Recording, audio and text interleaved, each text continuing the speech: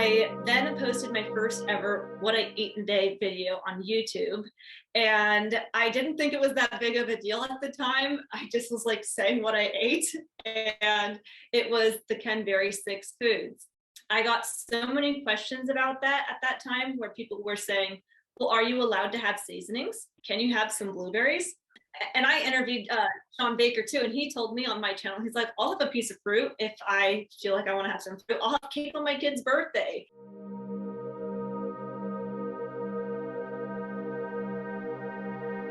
If you're metabolically healthy, I think it was Mary Ruddick said, carnivore or something like that, elimination diet gets you into a healthy state. Well, when you're metabolically strong, then you can start adding things in, and you can add a lot of variety, right? Mm-hmm. And you do what you're in tune with your body. It's like weightlifting. You know what muscles are being worked on just by the feel. When you first start, you have no clue.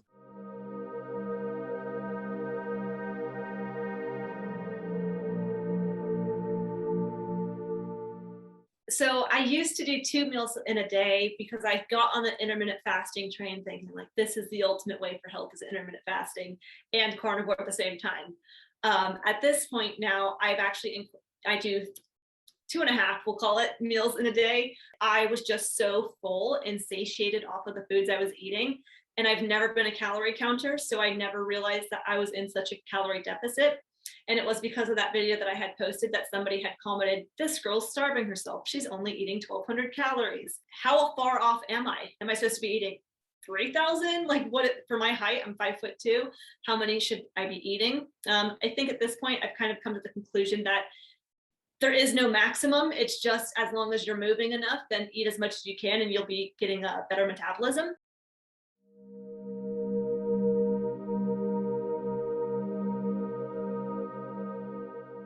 So a typical day now will include raw milk, raw kefir, raw yogurt, and I will have occasionally some raw egg yolks. I found out that by kind of overdoing eggs, I was doing 6 eggs a day. It was causing my scalp to have dandruff and inflammation, redness, itchiness. So I think eggs are a superfood. I think if people can tolerate eggs, do eggs. And I think all the good nutrition's in the yolk anyway. And a lot of people tend to be allergic to the whites, the avidin in the egg whites. So I don't do the whites and I just do the yolks.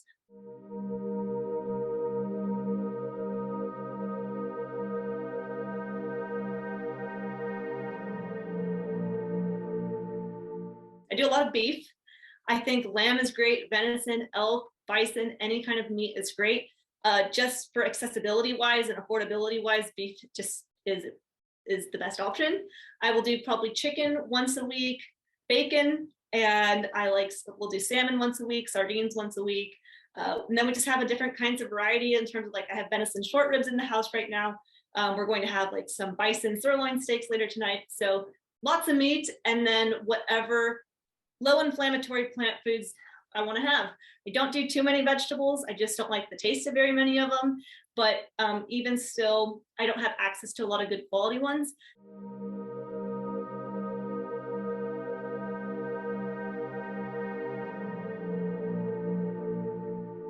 So I think if I had a garden and I was able to make sure it's not sprayed with pesticides, herbicides, and it was fresh, a lot of the produce I have at my grocery stores are shipped from another country that look rotten, moldy, and honestly, considering how little vitamins and minerals someone's getting out of the quantity of vegetables, I think why not have meat and put the money there? So I think vegetables are kind of a ripoff.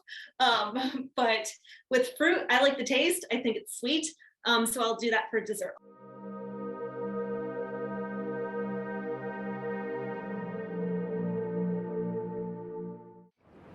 Annotated and summarized. Easy to share with loved ones. The description below the title for this video has these summary points.